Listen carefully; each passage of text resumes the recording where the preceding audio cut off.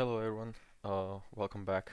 Uh, this will be my second deck tech video on the channel. This one is from the Birmingham Calling. As you can see, I managed to get top 8.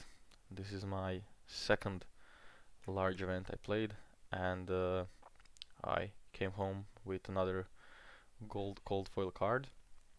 And I will not go over everything during the weekend because it was over a week ago and I forgot some stuff. So I will just make a simple deck tech just to show why were some cards in the list.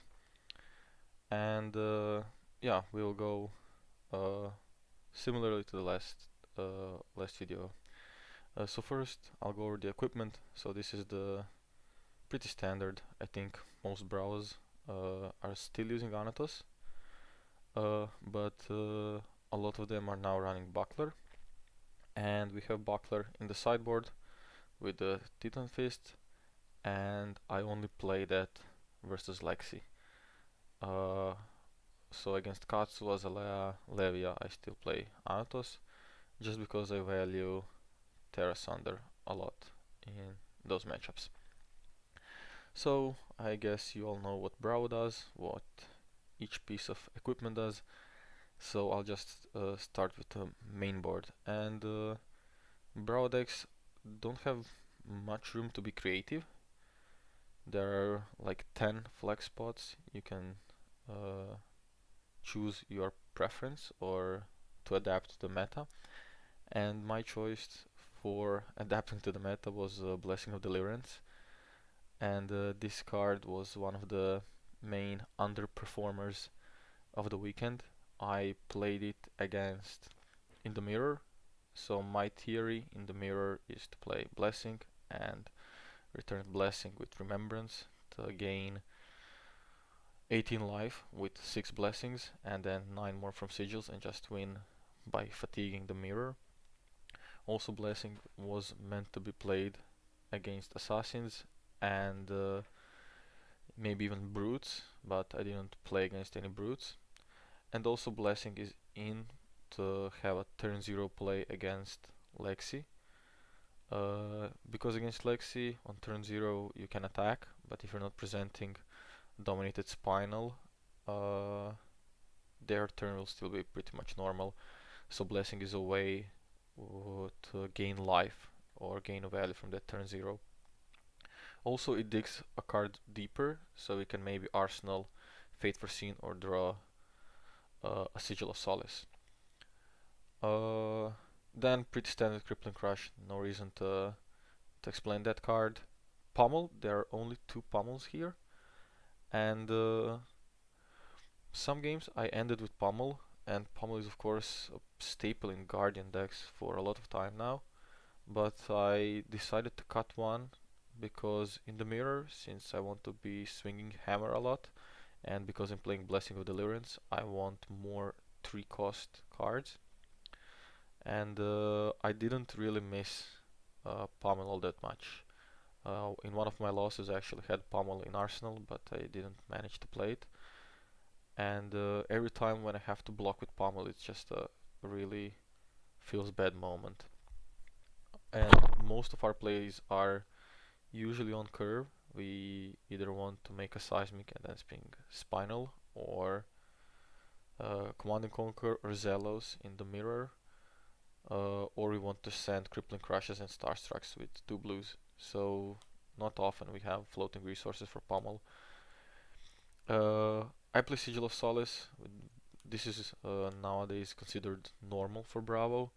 I always play this card, and this card is amazing because it helps fake Pummel, and it's really good versus Icelander. It's great versus Lexi because it sort of covers the breakpoints. If you're taking 5 vanilla damage and then 6 vanilla damage, you can block 9, League 2, play Sigil, and then you net 1 life. But if this card is just a block 3, then you would gain no life. You would still prevent all 1 hits, and that is sometimes tricky. If they're coming at you with a Blood Red Arrow, you would much rather have a 3 block. But all in all, Sigil is really good. It also helps to bit to play around Codex of Frailty. You can arsenal Sigil of Solace, and if they use Codex of Frailty uh, while you already have no cards in hand, you can activate that sigil, gain a free arsenal. Usually in Lexi, that will be Command and Conquer, so you can uh, start threatening their arsenal back. Spinal Crush, self-explanatory, and the defense reactions, I play only 5, and they are all 0 for 4s. I was thinking about playing an Unmovable for the mirror and be safe from crippling crushes. But if I want to swing hammer, I guess unmovable is also fine. But I really didn't feel the need for it. And these defense reactions were in versus most decks. I'll show later my matchups, but the reacts were in almost any game. And the last non-blue card is Starstruck, which is it's a playable yellow card, which is uh, really not something you see often in Flesh and Blood. To me, it's an honorary blue card. It pitches for Spinal Crush, and it's a really good card. It's also doable with the Zealous Belting, uh, because blue and the yellow pay for Zealous Belting. And Anatos card has an amazing on hit. Turn 0, this is the strongest on hit. It's stronger than Crippling Crush. But also in some matchups, dominating it's not worth, because E-Strike is a card where they can cover it with armor if you dominate, and it's just here to present 10 damage off of 2 blues and a devastating on hit against aggro decks. And the creating Seismic Surge on block is not to be overlooked at, because usually you end up with a Seismic Surge and then you can throw a Spinal off of one card, or Chokeslam off of one card if you don't have the Seismic Surge already. So that's a thing that can be forgotten when blocking, but it's worth keeping an eye out for. And the rest of the cards we play in almost all matchups are these 38 blue cards. And you see here I play Grandeur. I really like this card, especially in mid-range slash aggro matchups, where that Seismic Surge can make a difference between throwing the Crippling Crush with 2 blues and not throwing with 2 blues, which then means you have to take either 3 more damage if you have a red, or it completely changes your line, because against Fai and Katsu, or even Viserai, you would much rather block 3 and then swing Crippling Crush for 11 than dominating it and just have it blocked with armor. But yeah, Grandeur over the weekend, so Friday with the side events and then the whole calling. These cards, no block and no pitch value or the cost. Didn't cost me a single time. Card was always pretty good, so I would highly recommend playing it. Versus Lexi, of course, I take it out since it doesn't block, and we want to have all blocks all the time. Uh, and yeah, that's why it's in. We play all poppers that exist for the Guardian class, and the usual suspects in Showtime and Imposing Visage. Terra Sunder. We play one Stamp Authority. It's a non-attack action, which is important now for Assassin and their Spider Bite. Also, I was a bit afraid of Boltin, even though it didn't show up in the US Battle Hardens. I I had unreasonable fear of Boltin. And the card, which on the paper makes no sense in Bravo, is Warmonger's Diplomacy. It's a 0 cost, which is great as a last card in hand versus Runeblades and versus Lexi, but it doesn't turn on Anatos, which comes up more often than not. But I would still, of course, play the card, because in matchups where it's good at, it's excellent, and in matchups where it's bad, it can usually be used to block 3. In my opinion, this card should either block 2 or have some sort of cost to make it less flexible and not able to put in any decks. And the sideboard, it's pretty tight with the rise of Arcane Icelander. I was prepared with 3 Arcane Barrier, while usually when Bullander was only a thing, I played 1 Arcane Barrier and then 2 Oasis Respites.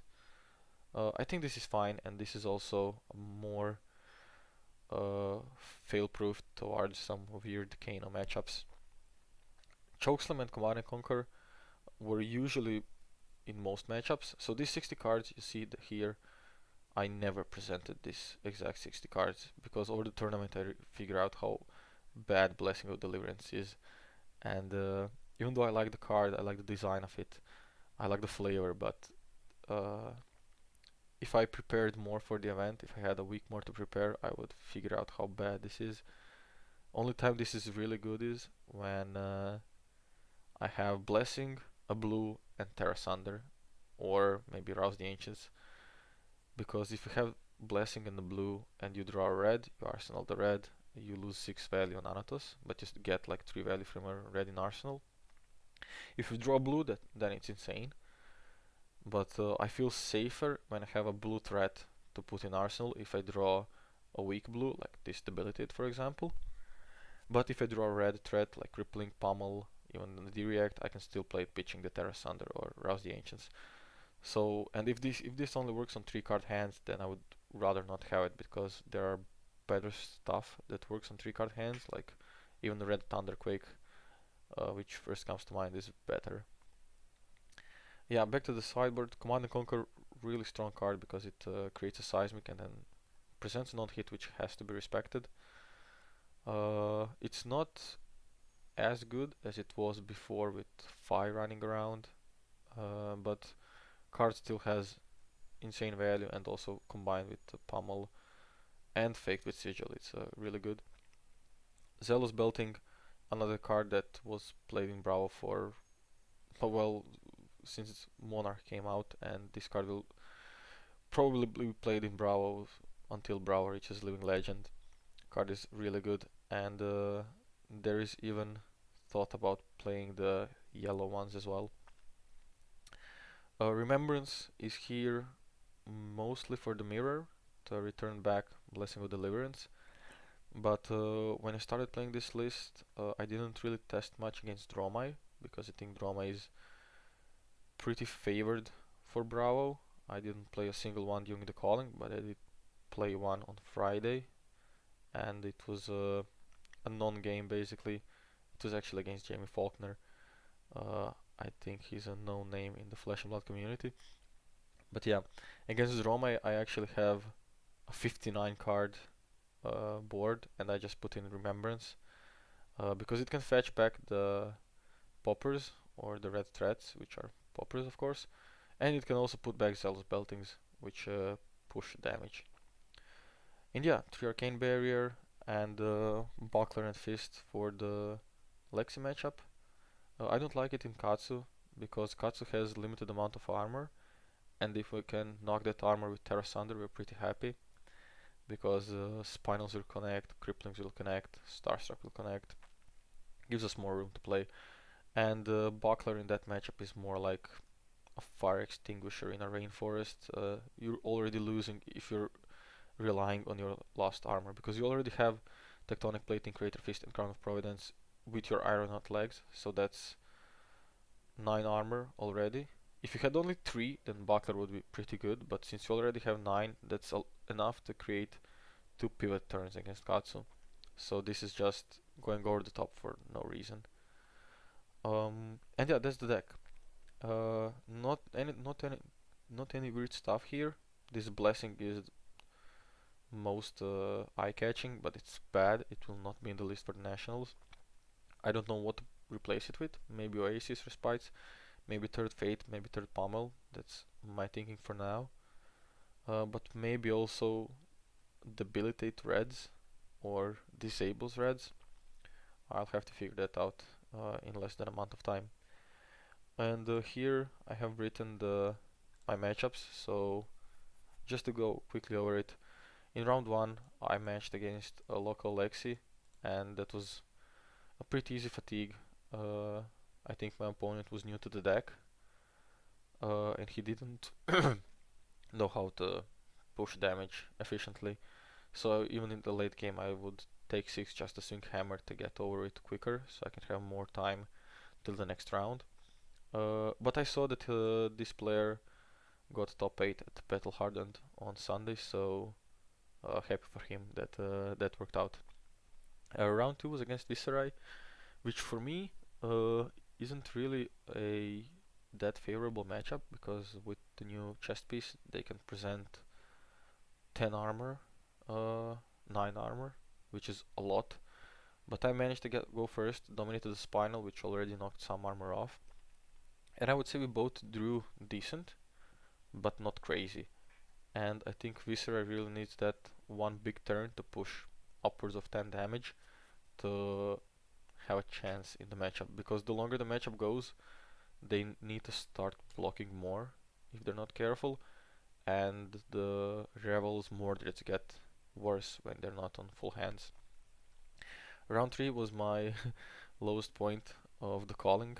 I played against Katsu, who presented Zephyr Needle to me, and I thought in my head, okay, this should be fine, and it was fine until late in the game. I respected that he had another yellow bonds in his deck, and I'm still not sure. I didn't look at his deck list as he made top 8 later. But yeah, I could have. I had Pummel in Arsenal, and I guess I should have blocked with full hands all the time until he didn't have a surging. I was not blocking 3 to swing Anatos for 4, which essentially didn't do anything because he could survive at 1 with armor. But yeah, I think that was a very winnable game. Fortunately enough, it didn't cost me the top 8. Round 4 was Arcane Icelander, and I'm happy I brought Arcane Barrier 3 in this matchup. And it was just throwing Zealous Belting Rouses and having a field day basically. I ended the game with 20 life, although he did have 2 Frost Hexes, but that damage was negligible. Round 5 was a scary one against another Viserai who presented Crown of Dominion, and my first turn was also dominated Spinal, which he blocked with 1 card, and I think he just made Read the Runes or something like that his first turn, and then I presented someone hit. I think it was another Spinal. He blocked with Mordred and his 3 armor, so 2 from the gloves and 1 with the chest, since he played the chest that gives 2 resources. And then he popped off with cash in turn, presented with 4 cards because he blocked with Mordred. He presented over 25 damage, and I was at 17, he was at 29 at one point, and I had a 1 card hand. But since he was playing Viserai, he didn't draw good at one point. He also played Spellbound Creepers, and the turn where I turned that off I think was the pivotal turn for me because he didn't have the access to those extra action points. Because his turn 1 was Create Runechain, Swing Rosetta, I actually blocked that with 2 cards and then swung Anatos back because my hand didn't do anything. But yeah, I ended the game at 1 life before I dominated the Chokeslam. Not the Chokeslam, dominated the Crippling or Cranial for the win. It was one of the higher cost attacks. Around 6, so at this point I was 4-1.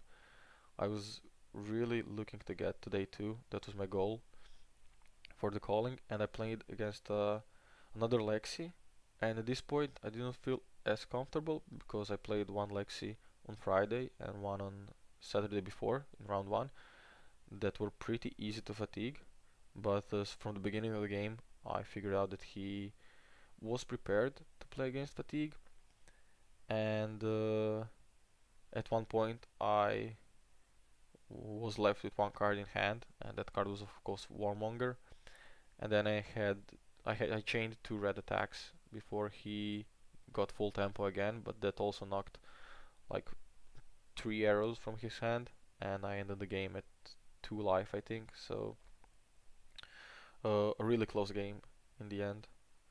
And last game of the day was against Fi, and my opponent didn't draw good. I drew decent, as it says here, but I was in a winning position, and then my opponent drew 5 cards, and I swung blue chokeslam. He put uh, the Flameskill Furnace. Then he played Sink Below from hand and still had 4 in hand. And that was when we realized that he drew 5 cards. We called the judge.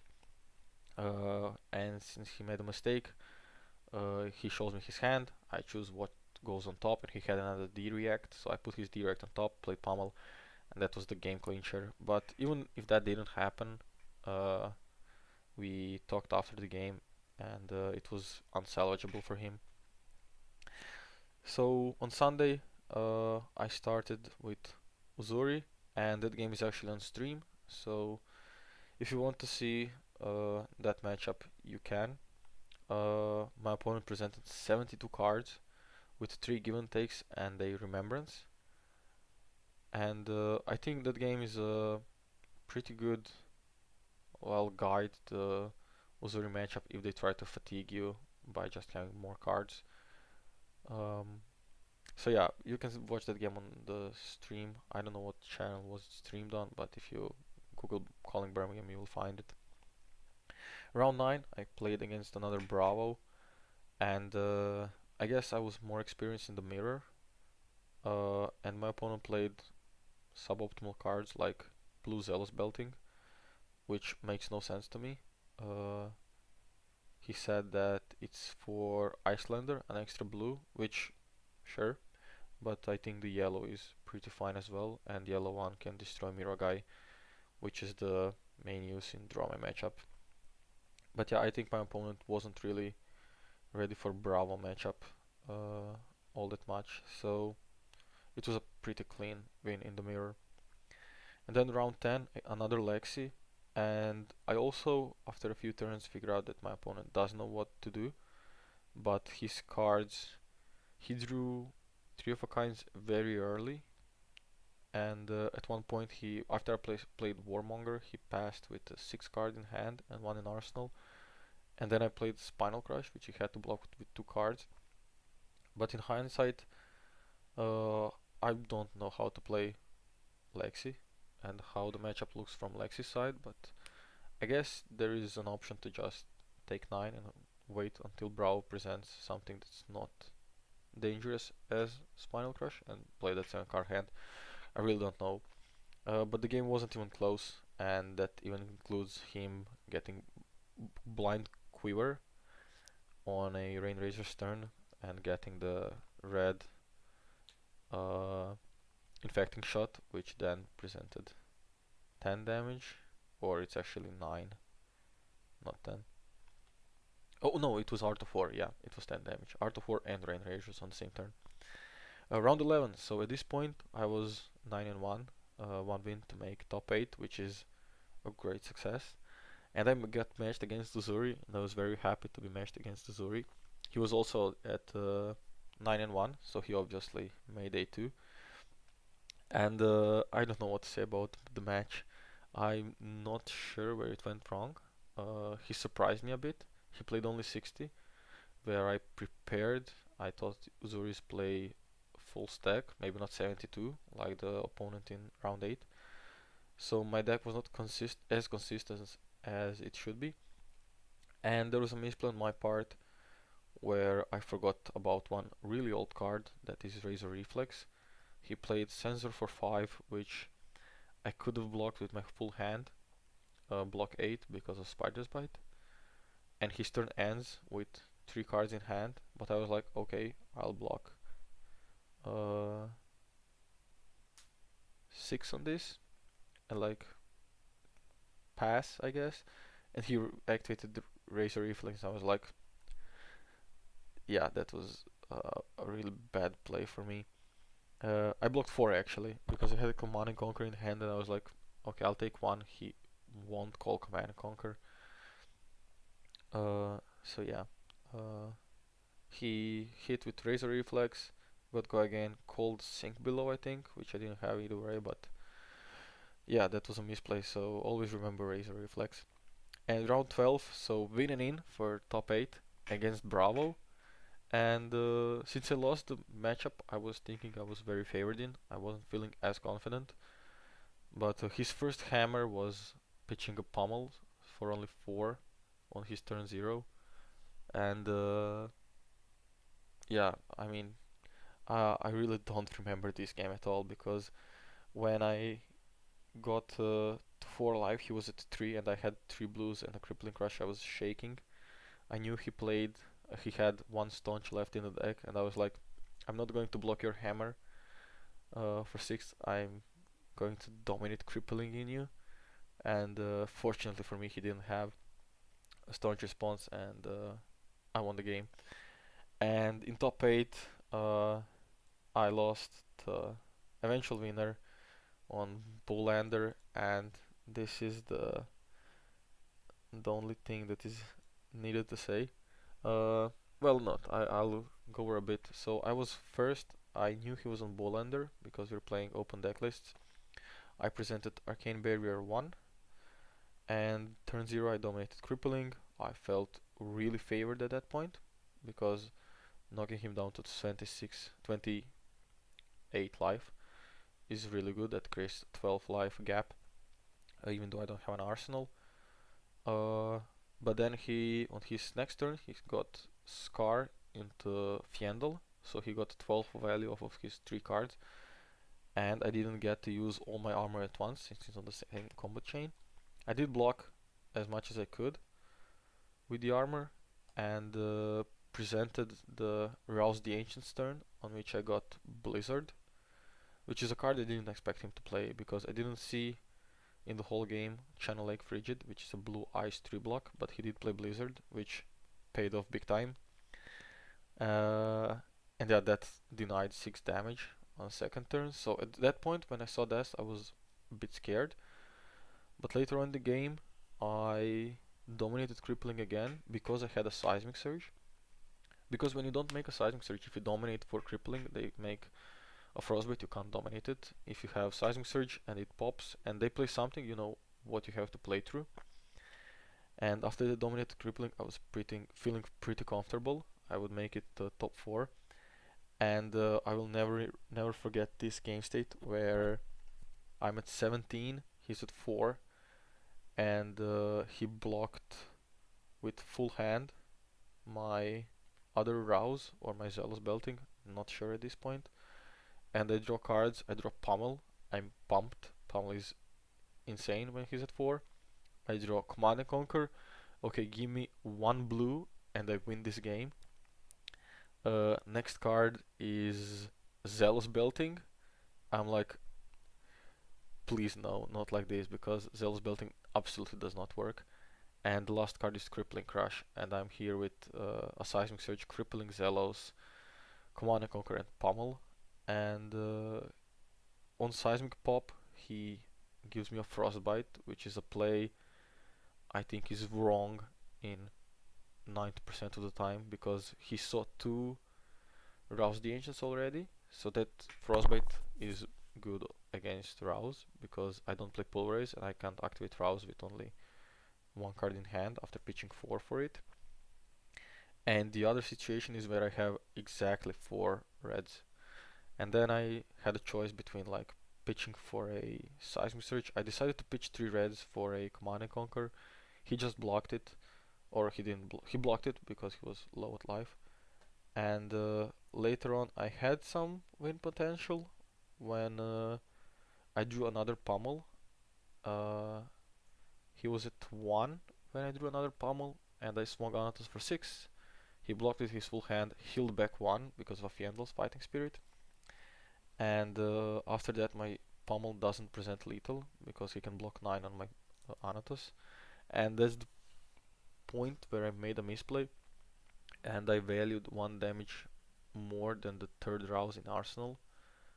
But looking back at it, in the game situation, I think that still leaves me unfavored, but definitely gives me a fighting chance, while pushing 1 damage with Pummel by pitching the 3-cost Rouse wasn't worth, because he's at 1, but I don't have any Pummels left, and my arsenal now is Warmonger. But yeah, I don't know if that made any sense, but when this 4 reds happened, I was yeah, you can't imagine. Oh, you can, but this is really feels bad moment at that point. But a few hours after, when everything settled down a bit, I was pretty happy with my result. And by seeing that in top four and the finals, I would face two Bravos, I was also feeling a bit sad because I think that my deck was better suited for the mirror. But then again, that was against two great players uh, as well. So it'd be fun to uh, play on the feature as well, maybe. But yeah, very fun event. 10-3 overall, which isn't an impressive scoreline, but yeah, that's it for the matchups. And a small recap of the calling, even though I said I won't make it, and I see that this video is getting a bit long now. Uh, but yeah, I'll split it somehow on YouTube to deck list and Birmingham recap. But yeah, thanks for watching. If you have any questions, you can put them in the comments. You can also reach out on Discord. I'm in Purple Discord and in a pretty interactive Bravo Discord, which is led by Knight.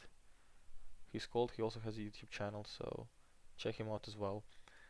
And yeah, feel free to ask any questions or any suggestions which cards I should test.